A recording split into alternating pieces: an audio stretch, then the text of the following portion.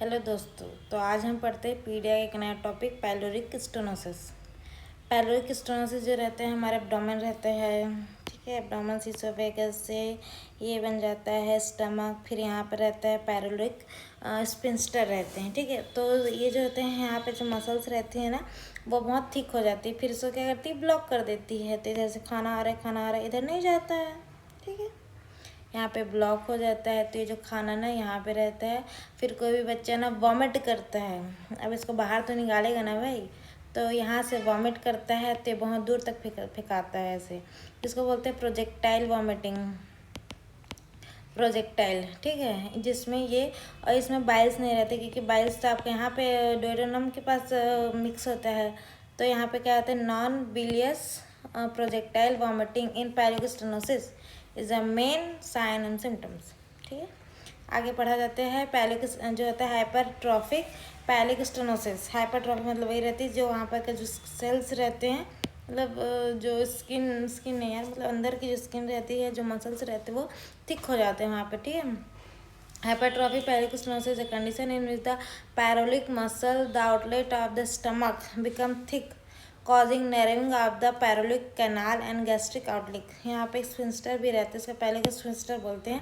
तो यहाँ पे एक मसल थिक हो जाती है और इसको ब्लॉक कर देती है, जिसकी वजह से गैस्ट्रिक आउटलेट ऑब्स्ट्रक्शन हो जाता है। पाइलोरिक स्टेनोसिस में projectile non bilious vomiting in a young infant में होता है।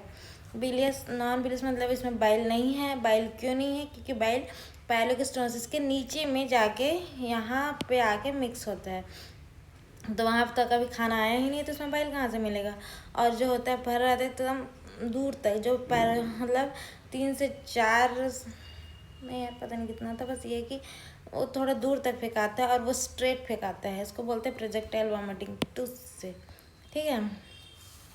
एज ऑफ ऑनसेट क्या रहता है, यूजली रहता है 2 to 8 weeks of the age रहता है, बहुत अर्ली रहता है, मतलब 2 मंथ कभी नहीं हुआ रहता है तब रहता है। रेयर आफ्टर द 3 मंथ, उसके बाद नहीं रहता है। मोस्ट कॉमन ये रहता है फर्स्ट बोर्न मेल इन्फेंट, ठीक है। जो फर्स्ट बोर्न है वो मेल है, इन्फेंट है, उसके में ज़्यादा रहता है।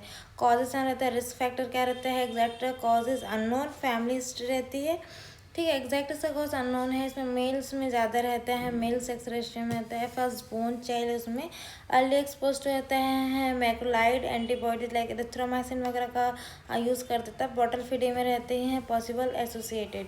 उसके बाद बॉटल फीडिंग कराते हैं ना तो बहुत सारे प्रॉब्लम्स अपने आप आ जाती है, लेकिन ये रहते हैं कि अगर आप बॉटल फीड करा रहे हो तो उसको अच्छे तरीके से कराओ, बॉटल्स को अच्छे तरीके से क्लीन करो, उसको हॉट वाटर में उसको क्लीन करो, डेली क्लीन करो, ये सब चीज़ें बहुत ज़रूरी रहती है, तब आप बॉटल फीडिंग कराओ, ठीक है।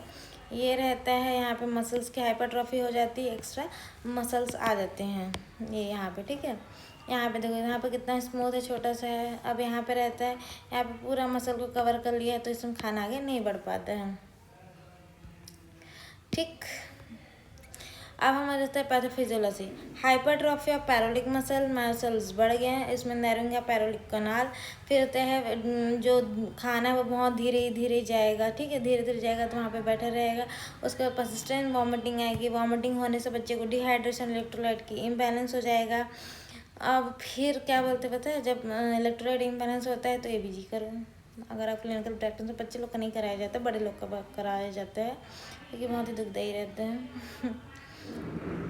क्लिनिकल फीचर्स रहते हैं projectile non bilious vomiting after feeding जब कराते हैं तो रहता है दूर तक फिर फेंका देते हैं, क्योंकि उसके स्टमक में ऑलरेडी भरा पड़ा है, वो डाइजेस्ट नहीं हुआ है, तो और आगे से दोगे आप तो वो वॉमिट कर देगा। Hungry immediately after the vomit करेगा, फिर उसको भूख लगे, क्योंकि अंदर में खाना है ही नहीं।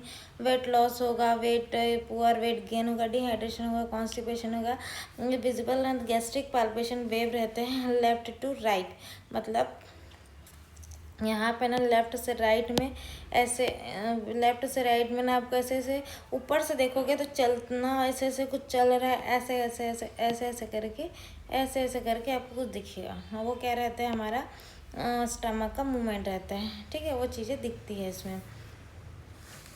ऑयल से मास्ड मतलब छोटा सा ना ऐसे फील करने पे हमारे एब्डोमेन के पास मास लगता है। इस राइट अपर क्वाड्रेंट में एपिगैस्ट्रिक जो रीजन्स रहते हैं हमारा रीजन तो आपने पढ़ा होगा, जस्ट जिफिस्टर्नम है ये, इसके नीचे को बोलते हैं एपिगैस्ट्रिक रीजन। तो यहाँ पे मास दिखता है।